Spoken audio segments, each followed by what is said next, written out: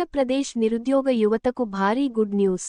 ఉగాది సందర్భంగా ప్రభుత్వం 2026 job calendar విడుదల చేసింది. ఈ జాబ్ క్యాలెండర్ను మంత్రి నారా లోకేష్ అధికారికంగా ప్రకటించారు. మొత్తం వేల సంఖ్యలో ప్రభుత్వ ఉద్యోగాలను భర్తీ చేయనున్నట్లు తెలిపారు. పాఠశాల మరియు ఇంటర్ విద్యా శాఖల్లోనే అత్యధిక పోస్టులు ఉన్నాయి. అలాగే హోం శాఖలో కూడా పెద్ద ఎత్తున నియామకాలు జరగనున్నాయి. హయ్యర్ ఎడ్యుకేషన్లో ప్రొఫెసర్ పోస్టులు కూడా ఉన్నాయి. అదే విధంగా గ్రూప్ 1, గ్రూప్ 2, ఇంజనీరింగ్ మరియు ఇతర విభాగాల్లో కూడా ఉద్యోగాలు ప్రకటించారు. కొన్ని పోస్టుల నోటిఫికేషన్లు మే నెలలో, మరికొన్ని ఆగస్టు మరియు సెప్టెంబర్ నెలల్లో విడుదల కానున్నాయి.